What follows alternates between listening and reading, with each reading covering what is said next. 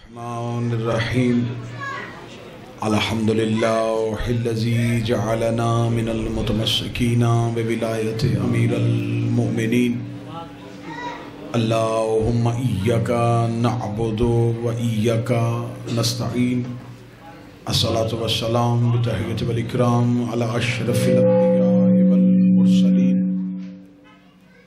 وأولادہ الطیبین الطاہرین المعصومین ولعن اللہ تعالی علی اعدائہم اجمعین اما بعد فقد قال حق سبحانہ تعالی فی کتابہ المجید بسم اللہ الرحمن الرحیم ان اللہ وملائکتہ یصلون علی النبی یا ایہا الذین آمنوا صلوا علیہ وسلموا تسلیما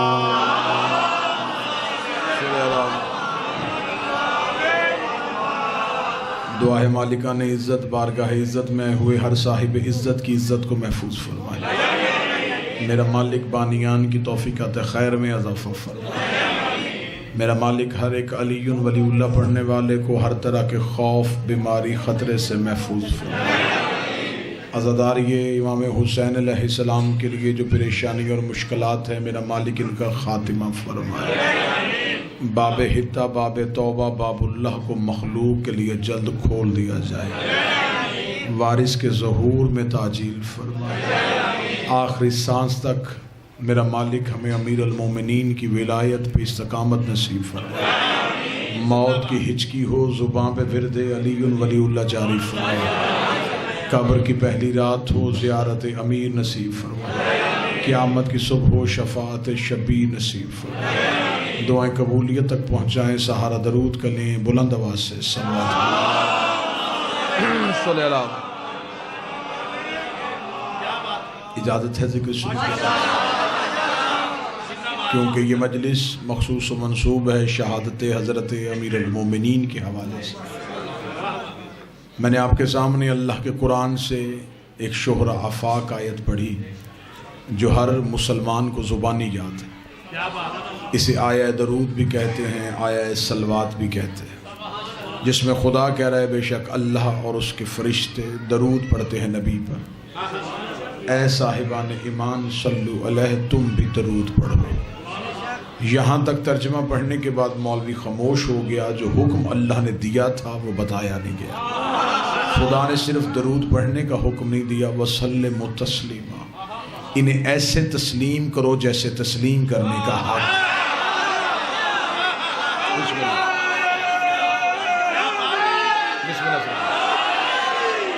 انہیں صرف مانو نہ، انہیں تسلیم کرو۔ ہمارا جھگڑا ماننے پہ نہیں ہے۔ کوئی بھی مسلمان ایسا نہیں ہے جو حضرت علی کو مانتا نہ ہو۔ آج ہمارے مسلمان بھائی ہم سے کہتے ہیں کہ ہم تو مولا علی کو مانتے ہیں۔ ہمارا جھگڑا آپ سے منوانے پہ نہیں ہے۔ اللہ بھی صرف ماننے کا حکم نہیں دے رہا، تسلیم کرنے کا حکم۔ صرف علی کی شخصیت کو نہ مانو، علی کی ولایت کو تسلیم کرو۔ سیدہ کی صداقت کو نہ مانو، اس کی آواز بہتر کر دیں جی، گونج ختم کر دیں۔ سیدہ کی صرف صداقت کو نہ مانو، بی بی کے حق کو تسلیم کرو۔ میرے سامنے عزتدار چہرے تشریف فرما ہے، جھگڑا ماننے پہ نہیں ہے، جھگڑا سید صرف تسلیم کرنے پہ۔ قبلہ قاضی صاحب خدا نے تسلیم کا حکم دیا، ان پہ تحقیق کا حکم نہیں دیا۔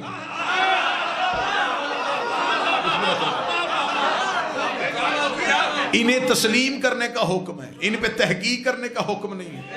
تحقیق ہوتی ہے غیر معصوم کی بات میں، تحقیق ہوتی ہے گناہگار کی بات میں، تحقیق ہوتی ہے بشر کی بات میں۔ جہاں آل محمد ہو وہاں تحقیق نہیں ہوتی، وہاں صرف تسلیم ہوتا ہے۔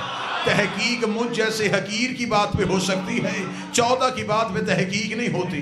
آج سب سے بڑا ظلم یہ ہو رہا ہے، جن پہ تحقیق ہونی چاہیے تھی انہیں تسلیم کیا جا رہا ہے۔ نہیں آپ توجہ ہی نہیں فرما سکے سر۔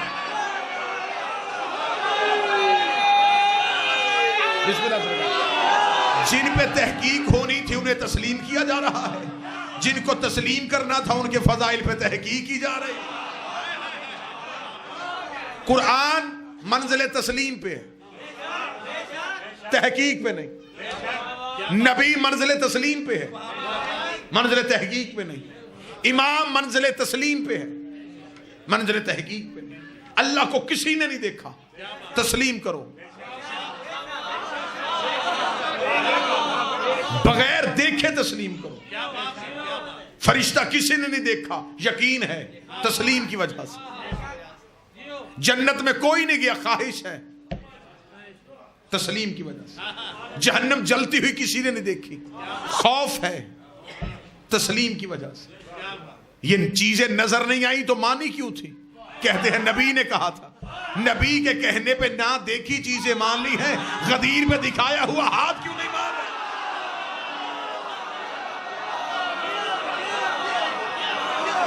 خدا پہ تحقیق نہیں، خدا پہ تحقیق نہیں ہے.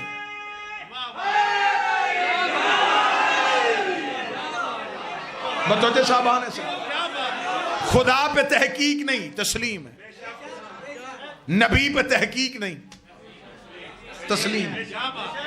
مجھے آج تک کوئی بندہ بتایا جائے جس نے آ کے مولویوں نے کٹھے ہو کے کہا ہو آئیں قرآن کی آیتوں پہ تحقیق کریں. قرآن سمجھ میں آئے پھر بھی مانو، صاحب نہ سمجھ میں پھر بھی مانو. اگر آپ کہیں کہ قرآن سی کون سی آیت ہے جو سمجھ میں نہیں آتی، ان گنت 20 آیتیں میں پڑھ دیتا ہوں جو عقل انسانی سے باہر ہے، لیکن سینہ قرآن میں ہونے کی وجہ سے تسلیم کی جا رہی. آدم بغیر ماں باپ کے دنیا پہ کیسے آیا؟ تحقیق نہیں کرنی، تسلیم کرنا. پہاڑوں کے اوپر پانی چلا گیا اور نوح کی کشتی تیرتی کیسے رہی؟ تحقیق نہیں کرنی، تسلیم کرنا. ابراہیم نے نارے نمرود کو ٹھنڈا کیسے کیا تھا؟ تحقیق نہیں کرنی، تسلیم کرنا ہے. یونس 40 دن مچھلی کے پیٹ میں زندہ کیسے رہے؟ تحقیق نہیں کرنی، تسلیم کرنا ہے. یعقوب کو یوسف کے کڑتے نے آنکھیں کیسے دے دی؟ تحقیق نہیں کرنی، تسلیم کرنا ہے. اصحاب کہف زندہ کیسے بیٹھے ہیں؟ تحقیق نہیں کرنی، تسلیم کرنا ہے. عیسیٰ ٹھوکر سے مردے کو زندہ کیسے کرتا تھا؟ تحقیق نہیں کرنی، تسلیم کر. اگر قرآن کی ان آیتوں پہ تحقیق نہیں ہوتی تو پھر یہ بھی تحقیق نہیں ہونی کہ علی 40 جگہوں پہ کیسے چلا گیا، علی نے خیبر کا در کیسے اکھاڑ دیا، علی نے مردے کو زندہ کیسے کر دیا، علی رزق کیسے بانٹتا ہے. قرآن پہ تحقیق کرے وہ بھی کافر ہے، جو علی کے فضائل پہ تحقیق کرے وہ بھی کافر.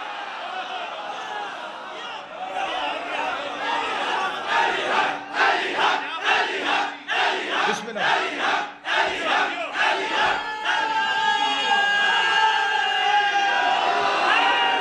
قرآن سمجھ میں آئے پھر بھی مانو، نہ سمجھ میں آئے پھر بھی مانو. فضائل علی اگر نہیں سمجھ میں آ رہا ہے، تحقیق کا حکم تو پھر بھی نہیں. ہم کون ہوتے ہیں اختیارات علی کو جانچنے والے؟ آج تک امیر المومنین کی زبان سے ظاہری طور پہ دنیا چھوڑ کے جاتے ہوئے آخری جملہ عقل انسانی پہ چھایا ہوا ہے، فوزتو بے رب الکعبہ. رب کعبہ کی قسم علی کامیاب ہو. مولا آپ ہجرت کے بستر پہ سو کے نبوت بچائی، اٹھ کے نہیں کہا کہ آج کامیاب ہو گیا. آپ نے خیبر کا دروازہ ہوا میں اٹھا، آپ نے نہیں کہا کہ میں کامیاب ہوں. آپ کو خندق میں کل ایمان کی سند ملی، آپ نے نہیں کہا کہ میں کامیاب ہوں. خم غدیر پہ آپ کی ولایت کا اعلان ہوا، آپ نے نہیں کہا کہ میں کامیاب ہو گیا. میرے مالک پوری زندگی میں یہ جملہ زبان سے نہیں نکلا. آج 19 رمضان کی صبح آپ کی زبان سے یہ جملہ کیوں نکلا کہ رب کعبہ کی قسم علی کامیاب ہو گیا؟ میرے سامنے اہل علم چہرے تشریف فرما ہے. 80 جنگوں میں میرے بادشاہ علی گئے، کسی میدان جنگ میں علی کو شہادت نہیں ملی. امیر المومنین نے مسلح کا انتخاب کیوں کیا؟ علی میدان جنگ میں شہید ہو جاتے تو قیامت تک کے لیے مورخ کہہ دیتا دین بچاتے ہوئے جیسے باقی شہید ہوئے تھے. علی کو بھی شہادت ملی. علی نے مصلی کا انتخاب کیا، امیر المومنین نے مصلی کو چنا۔ مصلی کس لیے چنا تھا؟ اگر بات آپ تک پہنچ گئی تو دلوں سے دعا لینا چاہتا ہوں۔ امیر المومنین کی نگاہیں حال کے آئینے میں مستقبل کے ہر ایک محرک کو دیکھ رہی تھی۔ مولا جانتے تھے کہ کل کو دنیا میں کچھ ایسے لوگ بھی پیدا ہوں گے جو کہیں گے کہ علی اللہ ہے، جو کہیں گے علی خدا ہے۔ علی نے 19 رمضان کی صبح سر سجدے میں رکھا، سجدے میں سر رکھا تھا، قاتل نے علی کے سر پہ ضرب لگائی۔ علی نے فرمایا اب جب بھی میری شہادت پڑھی جائے گی ہر کوئی کہے گا علی سجدے میں تھا، علی سجدے میں تھا، علی سجدے میں تھا، علی سجدے میں تھا۔ میں نے سجدہ کر کے اسے بچا لیا، علی کامیاب ہو گیا۔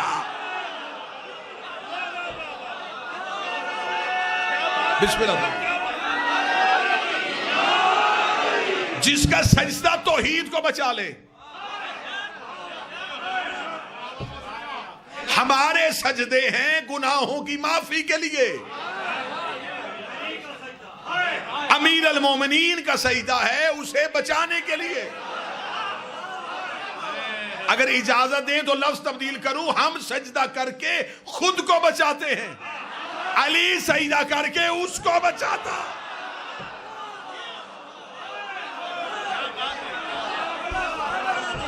امیر المومنین کے سجدے میں توحید کی بقا۔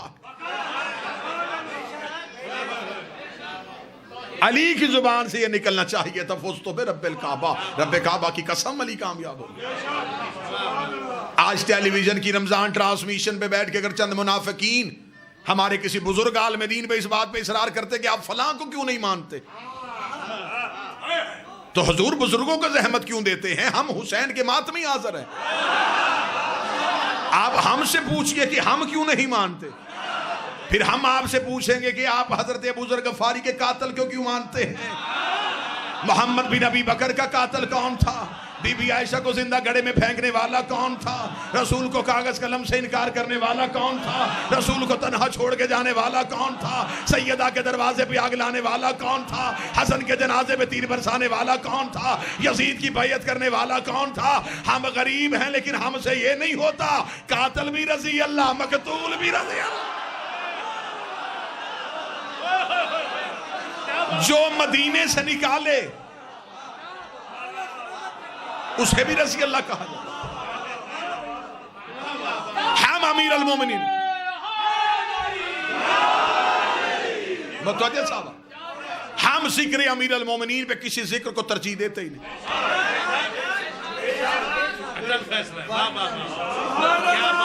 ہمیں کیا ضرورت ہے، ہمیں کیا ضرورت ہے سرداروں کے ہوتے ہوئے نوکروں کی بات چھیڑے۔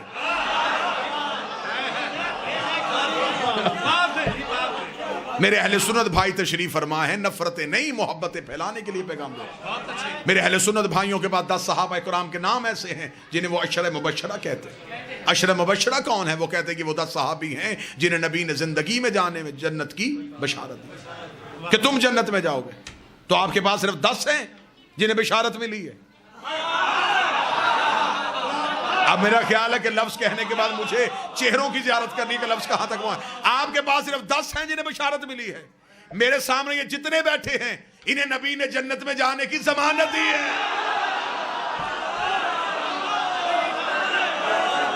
کیا نبی نے نہیں کہا جو حسین کو روئے یا رلائے یا رونے والی شکل بنائے اس پہ جنت واجب؟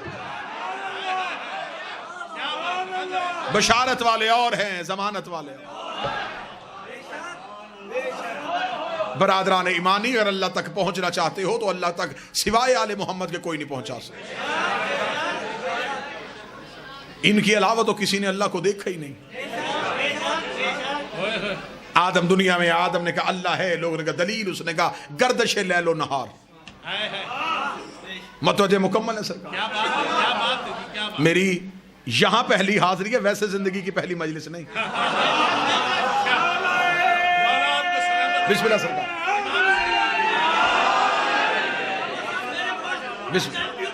یہ سید منور شاہ صاحب تشریف فرمائے ہیں، میرے انتہائی قابل احترام شہید ولایت علامہ ناصر عباس صاحب کے بہترین ترین ساتھیوں میں ان کا شمار ہوتا ہے۔ جناب سید قاسمی صاحب تشریف فرما ہے، میرے محسنین میں ان کا شمار ہوتا ہے۔ لہٰذا اہل علم میرے سارے اپنے ذاتی چہرے تشریف فرما۔ میں نے کبھی کسی نئی جگہ پہ جا کے یہ نہیں کہا کہ میں آپ کے مزاج سے واقف نہیں ہوں، کیونکہ مجھے پتا ہے علی والوں کا مزاج ایک ہی ہوتا ہے۔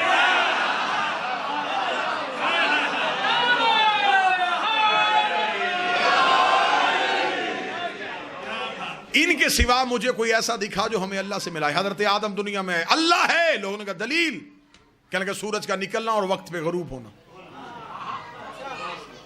یہ ہوائوں کا چلنا، یہ دریا کا، یہ ساری دلیلیں ہیں کہ یہ سب کچھ میرا اللہ کر رہا ہے۔ یعنی کہ حضرت آدم نے بھی اللہ منوایا تو نشانیوں سے، میں ٹھیک کہہ رہا ہوں؟ حضرت نوح آئے، لوگوں سے کہا اللہ ہے، لوگوں نے کہا دلیل۔ جناب نوح نے کہا کہ تنور سے پانی نکلے گا، جو میری کشتی میں بیٹھے گا وہ بچے گا، یہ اس بات کی دلیل ہے کہ میرا اللہ ایسا ہے جو اتنے پانی میں میری کشتی کو تیرتا ہوا رکھے۔ نشانی سے اللہ منوایا۔ حضرت ابراہیم اللہ ہے، لوگوں نے کہا دلیل، فرمایا نار نمرود کا گلزار ہونا۔ حضرت موسیٰ نے کہا اللہ ہے، لوگوں نے کہا دلیل، فرمایا کوہ طور۔ حضرت عیسیٰ نے کہا اللہ ہے، لوگوں نے کہا دلیل، فرمایا ید بیضا۔ ہر ایک نبی نے دلیلوں سے بتایا کہ اللہ ہے۔ کوفے کے منبر پہ علی بیٹھے تھے، فرمایا اللہ ہے۔ ایک یہودی کا دلیل، فرمایا ہم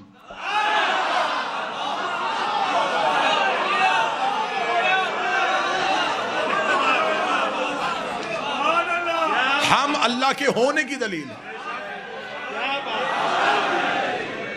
اللہ خود تو زمین پہ نہیں آ سکتا نا، تو وہ مخلوق تک فیض کیسے پہنچانا تھا؟ سورج زمین پہ نہیں آتا، شعاؤں کو بھیجتا، شعائیں فیض سورج سے لیتی ہیں، مخلوق کو بانٹ دیتی۔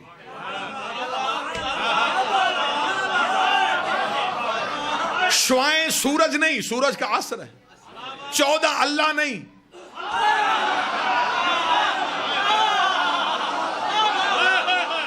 اللہ کا عصر۔ جیسے بغیر کرنوں کے سورج پہچانا نہیں جاتا، بغیر 14 کے اللہ بھی پہچانا نہیں جاتا۔ چلے میری نوجوان نسل سامنے تشریف فرمائے تو میں رمضان کا مسئلہ اسی بات سے حل کر دوں۔ جاؤ علم فلکیات والوں سے پوچھو، موسمیات والوں سے پوچھو، آج کی جدید ریسرچ یہ کہتی ہے کہ سورج طلوع پہلے ہوتا ہے، زمین پہ نظر 9 منٹ بعد آتا ہے۔ انہوں نے دلیل دی، انہوں نے کہا جو سورج کی پہلی شعاع سورج سے نکل کے زمین تک پہنچتی ہے تو زمین کے ٹائم کے مطابق اسے 9 منٹ کا دورانیہ چاہیے سورج سے نکل کے زمین تک پہنچنا۔ جب تک وہ ہمارے گولے پہ وہ لائٹ نہیں پہنچتی ہم یہ سمجھتے ہیں کہ سورج آیا ہی نہیں۔ شعاع بتاتی ہے کہ وہ آ گیا ہے۔ کوئی تو بندہ ہوگا۔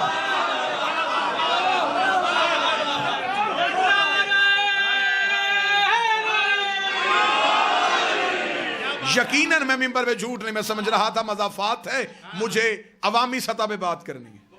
میرے ان 2 عزت والے سادات نے مجھے بتایا کہ اسے عمومی سطح نہ سمجھیے گا، یہ مخصوص لوگ ہیں جنہوں نے قدیمی علماء کو سماعت کیا ہوا، لہذا آپ کی سماعتوں کے اس معیار کو سمجھتے ہوئے میں نے گفتگو اس سطح پہ کی۔ انہوں نے کہا سورج سے نکلتی ہر 9 منٹ بعد آتی ہے، 9 منٹ تک دنیا میں اندھیرا رہتا ہے کیونکہ شعاع نہیں پہنچی۔ شعاع سورج کی دلیل ہے، دلیل ہی کو عربی میں حجت کہتے ہیں۔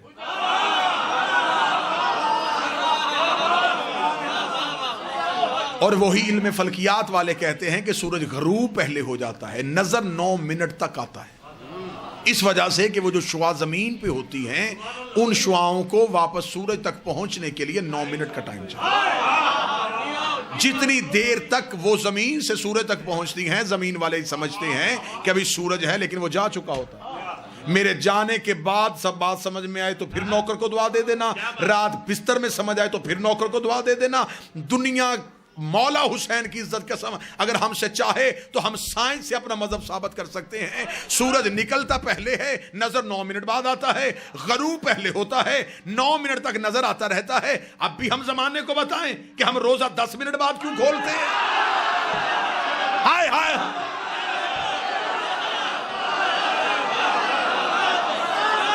ہمارے سحر و رفتار کا تعلق شعاؤں سے نہیں،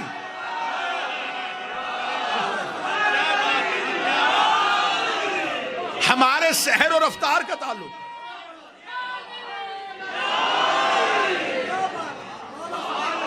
ہمارے سحر و رفتار کا تعلق شعاؤں سے نہیں، سورج سے۔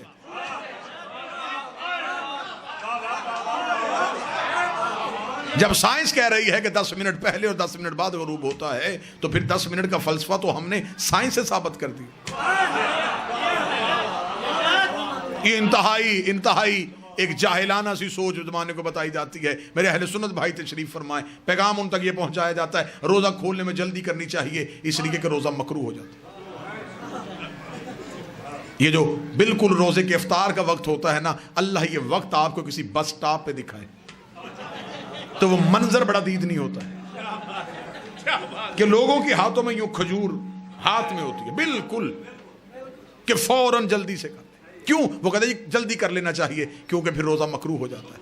اچھا میرے سامنے آپ باخبر چہرے تشریف فرمائیں، اکثر ایسا ہوتا ہے کہ ایک روزہ دار جو ہے وہ صبح اٹھنے میں تھوڑا دیر سے اٹھا، کھانے پینے کا وقت گزر گیا تھا، بالکل سحر کا وقت تمام ہونے والا تھا، اس نے نیت کر لی اور روزہ رکھ لیا۔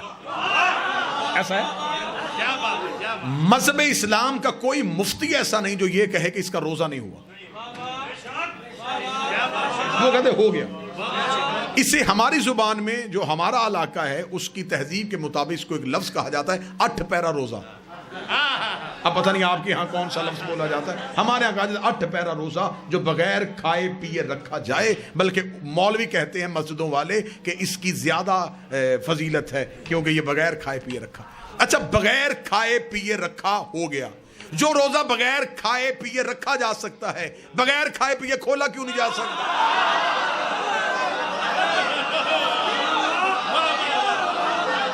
روزے کا تو اپنا وقت ہے، اس نے یہ نہیں دیکھنا کہ آپ نے کھجور کھائی ہے کہ نہیں کھائی۔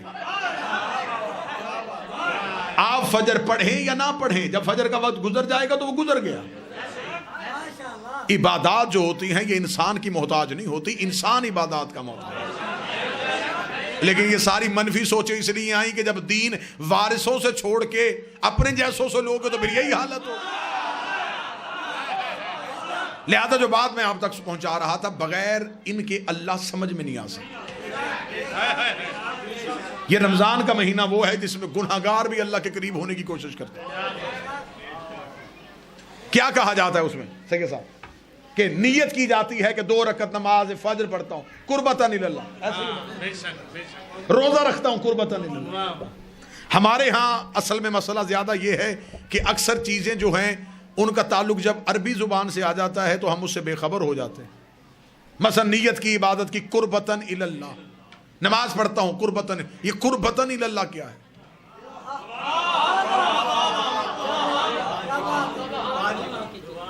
قربتاً اللہ نہیں، قربتاً اللہ، میں اللہ کی طرف قریب ہونا چاہتا ہوں۔ اب آپ نے میری سوچوں سے زیادہ داد دے دی، یہ جملہ آپ سمجھیے گا اور اسی پہ نتیجہ دے دوں۔ انسان نیت کرتا ہے کہ میں اللہ کی طرف قریب ہونا چاہتا ہوں، اللہ کے قریب نہیں، اللہ کی طرف قریب۔ جس شے کے آپ نے قریب ہونا ہو اس شے کا کسی ایک جگہ پہ محدود ہونا ضروری ہے۔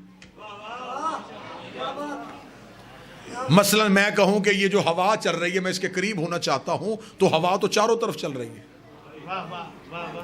میں کدھر قریب ہوں؟ میں پانی میں تیر کے کہوں کہ میں پانی کے قریب ہونا چاہتا ہوں تو کیسے ہوں گا جب میں ہوں ہی پانی میں؟ جب ہر جگہ اللہ ہی ہے تو پھر آپ کس کے قریب ہو رہے ہیں؟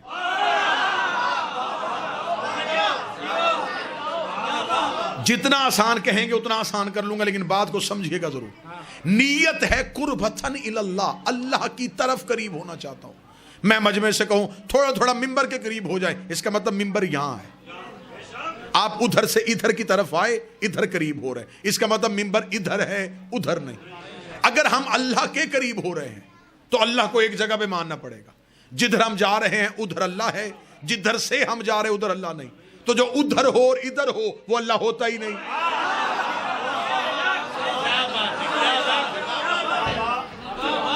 آپ کو پتہ بھی نہیں چلنا اور میں عقیدہ آپ کے کلیجے میں رکھ کے واپس آ جاؤں گا۔ ہم عقائد کے حوالے سے خود کچھ حملہ آور ہے کہ پتہ بھی نہیں چلتا، اور اس وقت پتہ چلتا ہے کہ جب ہم اس کے بالکل قریب بلاسٹ ہو جاتے کہ عقیدہ اس کے اندر اب صلاحیت کر گیا ہے۔ آپ اللہ کی طرف قریب ہونا چاہتے ہیں، سید اللہ کی طرف قریب ہونا چاہتے ہیں تو اللہ ہے کہاں؟ پہلے بتاؤ کیا آسمانوں پہ اللہ ہے؟ تو اگر آسمانوں پہ ہے تو زمینوں پہ کون ہے؟ تو اللہ آسمانوں پہ ہے زمینوں پہ نہیں، تو اس کا مطلب ہے معاذ اللہ وہ ادھر ہے اور ادھر نہیں۔ اگر کہیں کہ وہ آسمانوں پہ بھی رہتا ہے زمینوں پہ رہتا ہے، کبھی ادھر جاتا ہے کبھی ادھر آتا ہے، پھر ہم اس کے تغیر کے قائل ہو جائیں گے، وہ حرکت میں بھی نہیں ہے۔ اگر ہم کہیں وہ ایک جگہ پہ رکا ہوا ہے، پھر ہم اس کے سکوت کے قائل ہو جائیں گے، وہ ساکن بھی نہیں۔ اگر ہم کہیں کہ وہ ہر جگہ میں آ گیا ہے، پھر ہم اس کے حلول کے قائل ہو جائیں گے۔ تو پھر جس کے قریب ہونا جا رہے ہو وہ ہے کہاں؟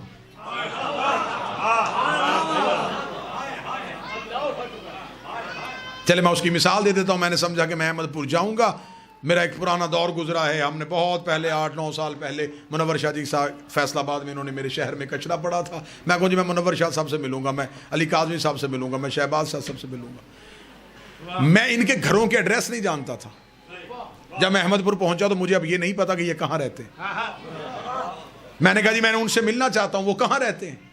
کسی نے بتایا کہ اگر آپ ان سے ملنا چاہتے اگر ان کا ایڈریس نہیں پتا تو ان کے کسی قریبی سے پوچھ لیں۔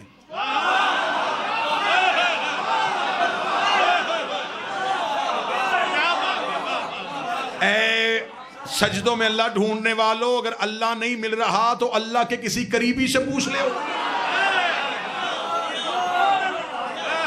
اگر آپ کو اللہ نہیں مل رہا تو آئیں پہلے کسی اللہ کے قریبی سے پوچھ لیتے ہیں کہ اللہ ہے کہاں۔ ایسا ہی ہے جی، اگر اجازت دیں تو پھر اگلی منزل پہ چلیں، آئیں ہم چلتے ہیں۔ کہاں سے پوچھے کہ اللہ کہاں ہے؟ وہ کہیں بھی نہیں مل رہا تھا، نظر وہ نہیں آ رہا تھا، دکھائی وہ نہیں دے رہا تھا، بول وہ ہم سے نہیں رہا تھا، لمس میں وہ نہیں آ رہا تھا، سونگنے میں وہ نہیں آ رہا تھا، چکھنے میں وہ نہیں آ رہا تھا، حواس خمسہ میں بھی نہیں آ رہا تھا، اور ہم نیت کر بیٹھے تھے کہ ہم اس کے قریب ہو رہے ہیں۔ جب کہیں سے نہیں ملا تو میں قرآن کے سامنے گیا، میں نے قرآن کے سامنے ہاتھ جوڑے، میں نے کہا اے علی کے خاموش ذاکر،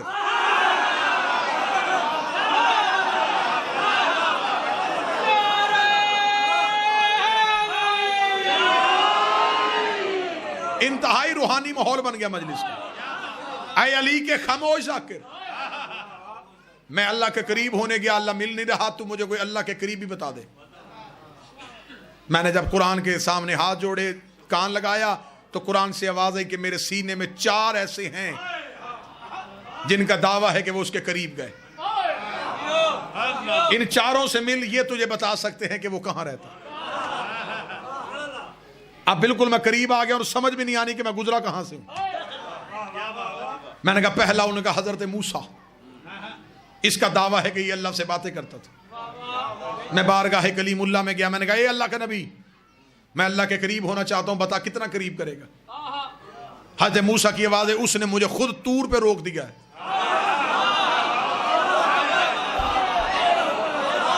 تمنا یہی تھی، لیکن کوہ طور پہ کھڑا، کوہ طور سے آگے تو میں گیا ہی نہیں۔ میں نے کہا تجھ سے زیادہ کوئی اللہ کے قریب ہے؟ اسے کہا ہاں میں نے گزرتا دیکھا ہے۔ کون؟ اسے کہا مریم کا بیٹا، نام اس کا عیسیٰ۔ احمد پور والوں، ریاست والوں، دل سے دعا دینا، میں عیسیٰ کے پیچھے دوڑا تو وہ بھی 4تھے آسمان پہ بیٹھا ہوا تھا۔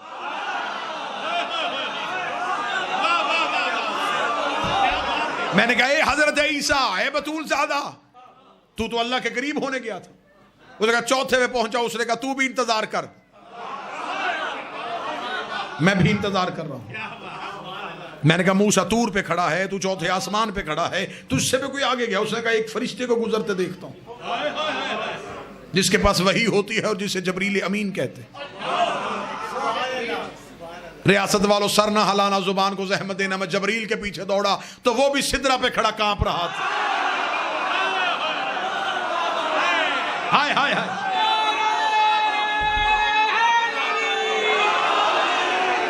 لے سیداد آپ ذرا مجمع کی طرف دھیان کرنا، کہاں کہاں چہرے کا رنگ اترا ہے، کہاں سے دعا نکلے گی، کہاں سے دھواں نکلے گا، یہ مجھے اندازہ ممبر سے بیٹھ کے کر لینا ہے۔ موسیٰ طور پہ کھڑا تھا، عیسیٰ 4تھے آسمان پہ کھڑا تھا، جبریل سدرہ پہ کھڑا تھا۔ میں نے کہا اے جبریل امین، تجھ سے بھی کوئی آگے گیا ہے؟ جبریل نے کہا میں سدرہ پہ رک گیا اور محمد جوتی پہن کے چلا گیا ہے، میں سدرہ پہ رک گیا اور نبی نالین پہن کے چلا گیا ہے۔ میں نے سرکار رسالت مآب کے قدموں پہ ہاتھ رکھے، میں نے کہا یا رسول اللہ، موسیٰ طور پہ ہے، عیسیٰ 4تھے آسمان پہ ہے، جبریل سدرہ پہ ہے، تو اللہ کے قریب چلا گیا. فرمایا میں بھی قریب ہونے کے لیے گیا تھا، اس نے پردے کے پیچھے مجھے روک دیا.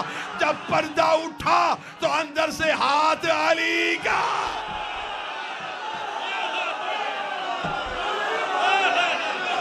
اب اگر ہاتھ یہیں پہ رہیں تو میں یہاں نتیجہ دینے لگا ہوں. اگر مصطفیٰ بھی اللہ کے قریب جائے تو وہاں بھی علی کی قربت کو پاتا ہے. اب تم نے نیت کی تھی میں اللہ کے قریب ہو رہا ہوں، قریب علی کے بغیر ہو نہیں سکتا. باقی جگہوں میں سے علی بعد میں نکالنا، پہلے نیت میں سے نکال کے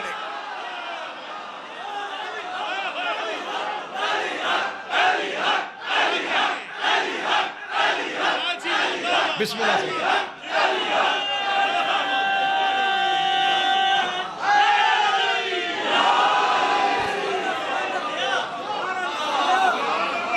قربت الہی کا نام ہے علی.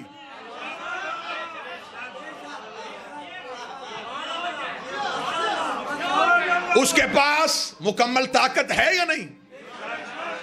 علی کل شیء قدیر، ہر شے پہ قدرت رکھنا.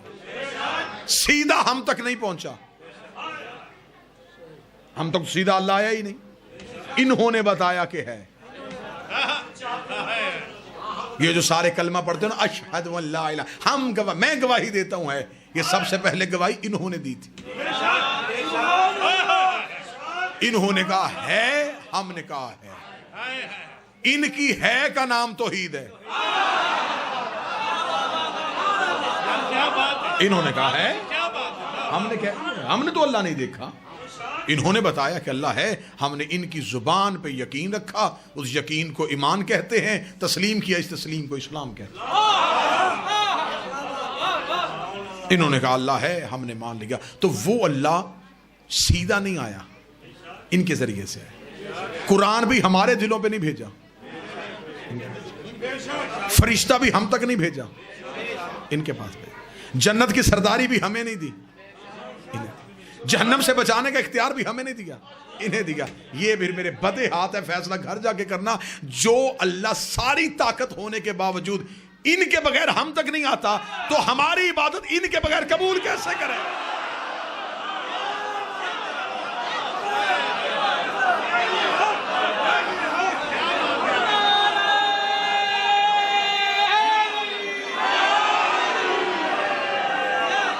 متوجہ صاحبان؟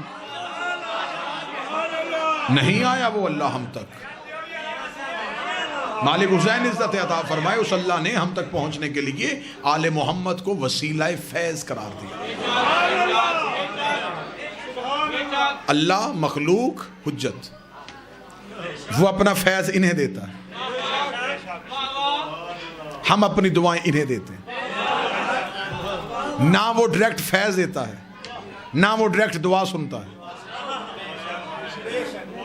یہی وجہ ہے کہ اس درمیانی وسیلہ فیض کی وجہ سے وہ کہتا ہے تم درود پڑھو، ہم کہتے تو درود پڑھ.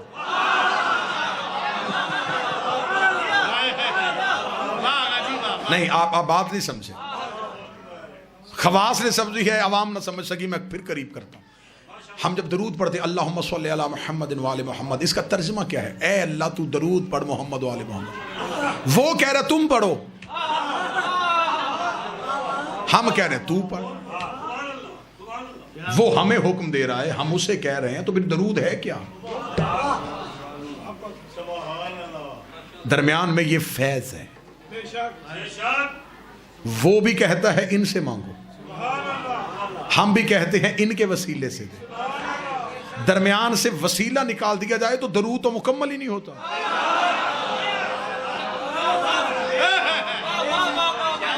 اور درود کے بغیر تو اللہ نماز بھی قبول نہیں کرتا،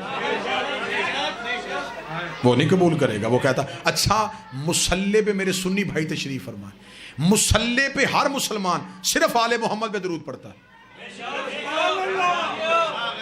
ہم شیعہ پڑھتے ہیں، ہم مختصر درود پڑھتے ہیں، میرے اہل سنت بھائی پڑھتے ہیں وہ درود ابراہیمی پڑھ دیتے ہیں. وہ کہتے ہیں کما صلی اللہ علیہ ابراہیم وعلی آل ابراہیم، جیسے تو نے ابراہیم پہ بھیجا اور ابراہیم کی آل پہ بھیجا. وہ بھی درود پڑھتے، لیکن وہ بھی درود صرف محمد و آل محمد پہ پڑھتے. لیکن جب مصلی سے اترے تو پھر درود کو مختلف گھروں میں بھیج دیا. آلہ ہی و صحابہ ہی و ازواج. میرا ہاتھ باندھ کے سنی بھائیوں سے گزارش ہے، مصلی پہ آپ نے صرف آل پہ پڑھا، مصلی سے اتر کے آپ نے کبھی اس دروازے پہ، کبھی اس دروازے پہ، کبھی اس دروازے پہ. تو اگر آپ نے درود ان پر بھیجنا ہے تو پھر مصلی پر بھی بھیجیں. وہ کہتے ہیں جی مصلی پہ بھیجیں گے تو نماز باطل ہو جائے گی. تو جن کے ذکر سے نماز باطل ہو جائے، جب اللہ اپنے ذکر کے ساتھ سوائے اہل بیت کے کسی اور کا ذکر سننا نہیں چاہتا. آج ہمیں کہتے ہیں جی آپ سوائے آل محمد کے کسی کی بات کیوں نہیں کرتے؟ بھئی ہمارا کیا قصور ہے؟ اللہ کسی کی سننا نہیں چاہتا.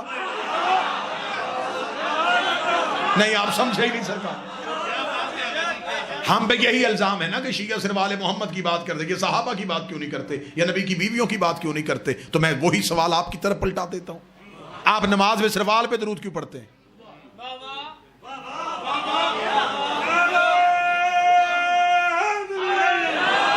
کیونکہ اللہ اپنے ذکر میں سوائے آل محمد کے علاوہ کسی اور ذکر کو برداشت نہیں کرتا.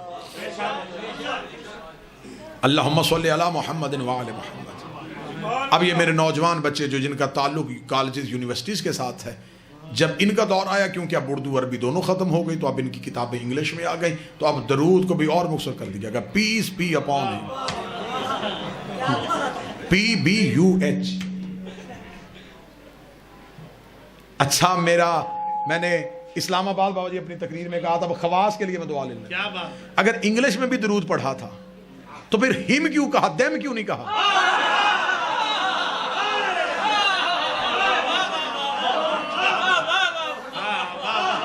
پھر تو پورے قبیلے میں بھیجنا تھا نا. یہ ہیں وہ مخصوص لوگ جنہوں نے اللہ کی پہچان کروائی.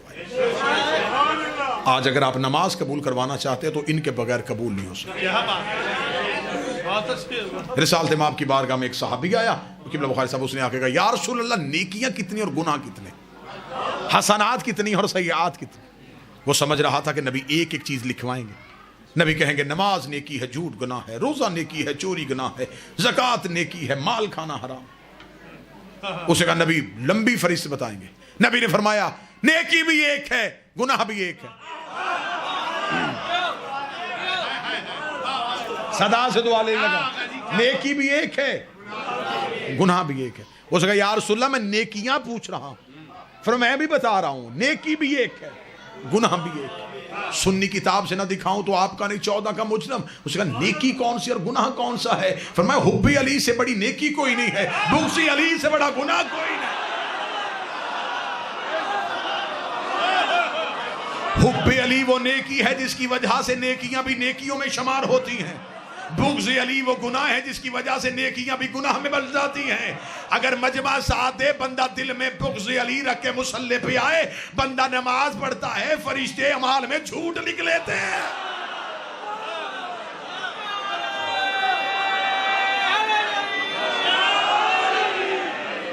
اس نے نماز پڑھی تھی. ذاکر صاحب پہنچ گئے نہیں پہنچ گئے؟ اچھا متوجہ صاحب. حب علی نیکی، بغض علی گناہ. چلے میں اپنے زمیندار طبقے کے لیے بات کو آسان کر دیتا ہوں کہ بندہ بعد میں سوال کریں گے جی یہ دیکھیں جی انہوں نے کہا کہ علی سے بغض ہوگا تو اللہ نماز کو بھی جھوٹ لکھے گا، یہ کیسے ہو سکتا ہے؟ ابھی ثابت کرتا ہوں. کسی برتن میں نجاست کا ایک قطرہ ڈال دو، اس کے بعد پاک چیزیں بھی ڈال دی جاؤ، نجس ہو جائے. بغض علی ہے نجاست. دل میں بغض علی رکھ کے بندہ قرآن بھی پڑھتا رہے،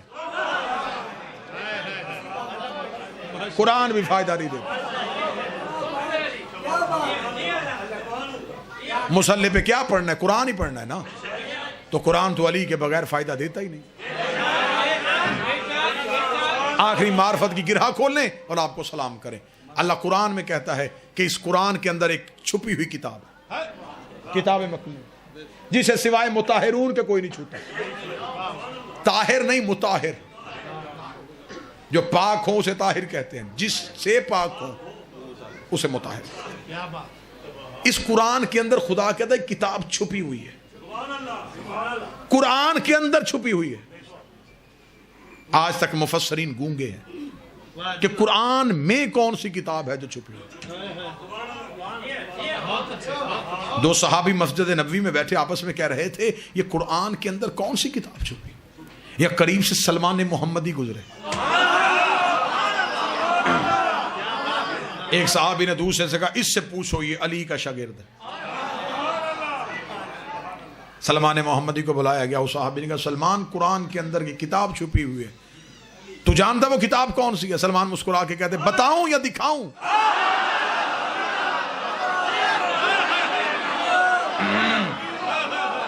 سننا چاہتے ہو یا دیکھنا چاہتے ہیں؟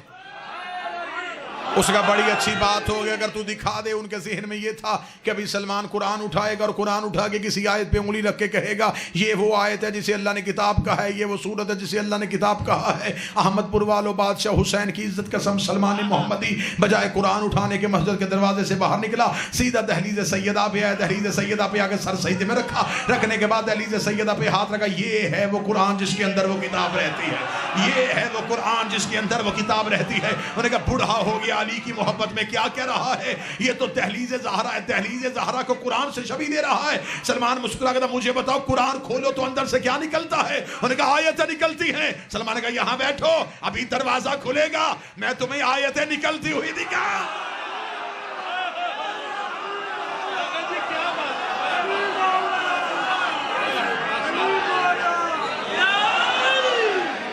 تم نے صرف لفظوں والا قرآن پڑھا یا رسول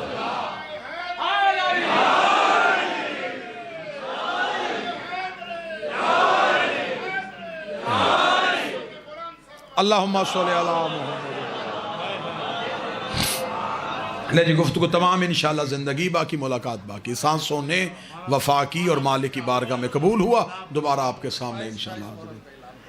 اعلان بابا جی نہ کرواؤ، انشاءاللہ کوشش مکمل ہوگی۔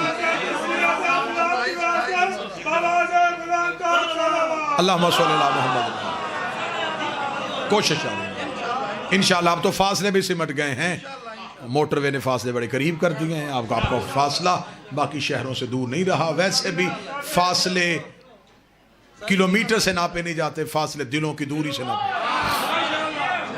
مالک انشاءاللہ مالک کے حضور قبول ہوا تو سلام ہوگا۔ عزت والا گھر تھا، مسلمانوں نے برے طریقے سے لوٹا۔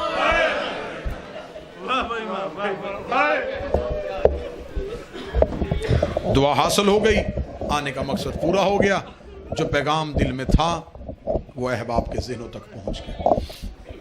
بس مہمان سمجھ کے ہاں بسم اللہ تشریف لائیں، تشریف لائیں، تشریف لائیں۔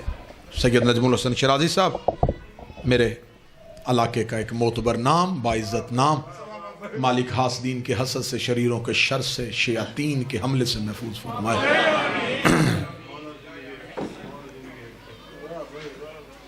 کوشش یہ ہے کہ بس اب دو آنسو آنکھوں میں آئیں۔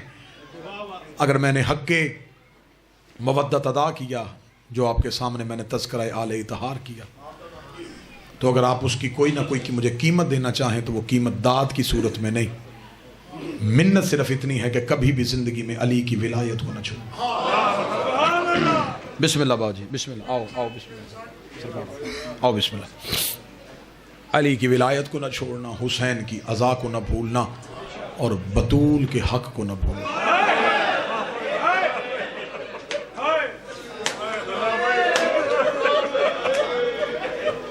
ولایت علی بھی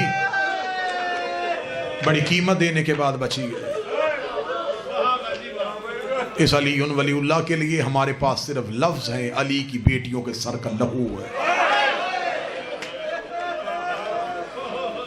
آج نوجوان بچے مجلسوں میں آ کے ہم سے سوال کرتے ہیں کہ جی بتائیں، ہم سے لوگ پوچھتے ہیں علی ولی اللہ کہاں لکھا ہے؟ رسول کے کفن پہ لکھا ہے، بطول کے پہلو پہ لکھا ہے، حسن کی لاش کے ٹکڑوں پہ لکھا ہے، حسین کی 13 ضربوں پہ لکھا ہے، اکبر کے کلیجے پہ لکھا ہے، عباس کے بازوؤں پہ لکھا ہے، قاسم کی گٹھری پہ لکھا ہے، اون محمد کے بکھرے ہوئے جنازوں میں لکھا ہے۔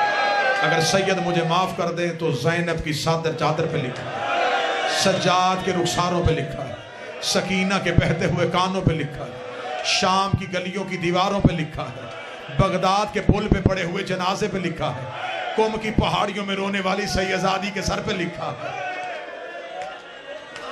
اس علی ولی اللہ کے لیے کیا قیمت دینی؟ شہید ولایت علامہ ناصر عباس کا جملہ ہے، اللہ شہید کے درجات بلند۔ شہید فرمایا کرتے تھے کہ علی ولی اللہ کے لیے جو پہلی خاتون قتل ہوئی وہ محمد کی بیٹی تھی۔ گھر آ کے مارا مسلمانوں نے رسول کی بیٹی، جرم صرف تحفظ ولایت علی۔ آج لوگ اعتراض کرتے ہیں ہم علی ولی اللہ کی بات کریں، لوگ ہم سے بولنا چھوڑ دیں گے، لوگ ہم سے گفتگو کرنا چھوڑ دیں گے۔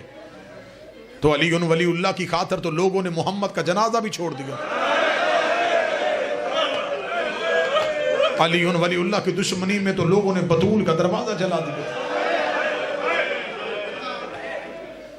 علی کی عزت دار بیٹیاں شام کے بازار میں گئی تو صرف تحفظ ولایت علی کے لیے۔ میرے بعد میرے بھائی سید نجم الحسن شیرازی مفصل مصائب آپ کو امیر المومنین کا اور عید کے حوالے سے پیغام آپ کو سنائیں گے۔ بادشاہ حسین کی عزت کی قسم برے طریقے سے لوٹا ہے امت نے محمد۔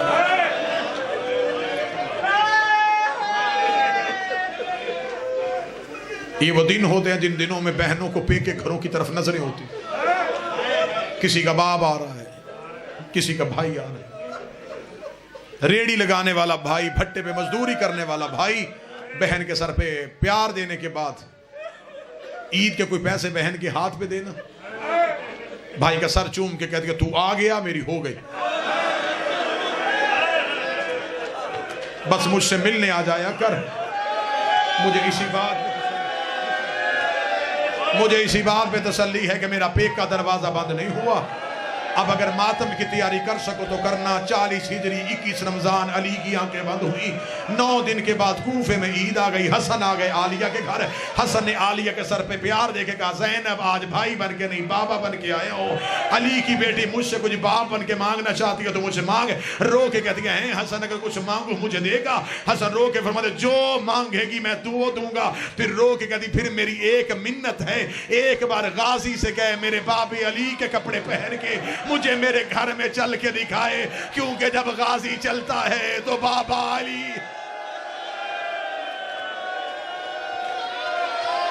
حسرت رہی علی کی بیٹیوں کی، جس کوفے میں بابے کی شاہی دیکھنے کے لیے آئی تھی وہاں اجڑ گئے۔ میرا مالک جلد از جلد یہ پابندیاں ختم ہوں، ہم کھل کے حسین کو رو سکیں۔ ہر چیز کے بغیر گزارا ہے، ہمارا حسین کے ماتم کے بغیر گزارا نہیں۔ ہم مر سکتے ہیں لیکن ہم حسین کا ذکر نہیں چھوڑ سکتے۔ صدا سے معافی مانگے، بالکل مختصر کروں گا تاکہ میرا بھائی اپنے حصے کی نوکری دے سکے۔ آخری جملہ پڑھ کے میں سلام کرنے لگا ہوں۔ عزت والی بیٹی کوفے میں باپ کی شاہی دیکھنے کے لیے آئی تھی، باپ نے اپنی شاہی میں بلائی تھی بیٹیاں۔ جب باپ کے بعد قید ہو کے کوفے میں،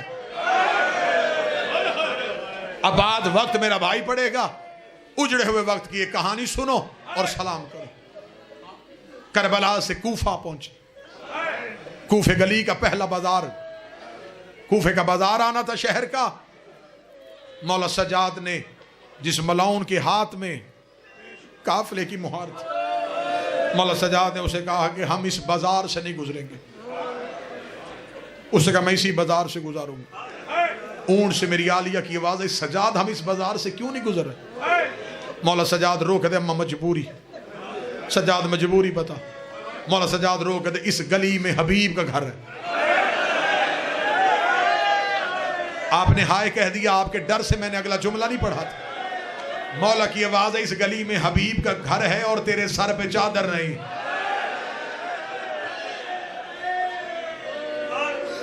بی بی دے کہتی ہے حبیب کا گھر اس گلی میں ہے؟ ہاں میں اسی گلی میں۔ مولا سجاد کی آواز ہے وہ سامنے چھت پہ حبیب کا بیٹا کھڑا۔ اب کریمی سناؤں علی کی بیٹی کی، رو کے کہتی سجاد پھر یہاں سے گزر۔ اب میں کیوں؟ رو کہتی آئی تو ہوں اسے بابے کا پرسہ دے لو۔ اور تیری کریمی کے صدقے تیرے 9 مارے گئے، تجھے رونے کوئی نہیں آیا، تیری سب بھائیوں کی ماری گئی، تیرا ماتم کرنے کوئی نہ آیا۔ اس گلی سے گزار، میں حبیب کے بیٹے حبیب کا پرسہ دے دوں۔ ماؤں بہنوں بیٹیوں کے ماتم کے لیے اگلا جملہ پڑھو۔ حبیب کے مکان کی چھت کے قریب بی بی کا اونٹ آیا، حبیب کے بیٹے نے چہرہ بدلا، پچھلے قدم ہٹا، بی بی کی آواز آئی، بیٹا میرے قریب آ، بیٹا میرے قریب آ۔ بچے کی آواز آئی، بی بی دیکھ رہی میں تجھے بلا رہی ہوں، تو واپس کیوں جا رہا ہے؟ اگر یہی جملہ تم نے سن لیا تو اسی جملے پہ کلیوں پہ ماتم کرو گے، مجھے آگے مصائب پڑھنے کی ضرورت نہیں پڑے گی۔ بیوی نے کہا میں تجھے بلا رہی ہوں، تو واپس کیوں جا رہا ہے؟ بچہ آنکھوں پہ ہاتھ رکھ کر رو کے کہتا، بی بی میں نے کوفے میں آج تک مرد قیدی دیکھے تھے، پہلی بار میں نے کوئی مزدور قیدی دیکھی ہے، میں نے پہلی بار کسی عورت کے ہاتھوں میں رسیاں دیکھی ہیں، اللہ جانے کس جرم میں تیرے ہاتھوں میں رسیاں آئی ہیں۔ بی بی رو کے دی میرا جرم بعد میں پوچھنا، اپنی ماں سے کہہ تجھے کہ قیدر بلا رہی ہے۔ حبیب کا بیٹا دینا، نا بی بی میری مجبوری ہے، میں باپ کے بعد گھر کی غیرت کا وارث ہوں، میری ماں علی کی بیٹی سے قرآن پڑھتی رہی ہے، وہ مکان کی چھت پہ نہیں آئے گی۔ اتنا جملہ کہنا تھا، حبیب کے سر نے پرواز کی، مکان کی چھت پہ آیا، آواز آئی، ماں کو کہے آگ لگا برقعے کو، دروازے پہ علی کی بیٹیاں کھڑی ہیں۔ حبیب کی زوجہ ننگے سر دوڑی، دوڑ کے بی بی کے اونٹ کے سامنے آئی، ہاتھ جوڑ کے دی، بی بی مجھے صرف اتنا بتا، تیرا علموں والا عباس کہاں ہے؟ جب تجھے رسیاں پہنائے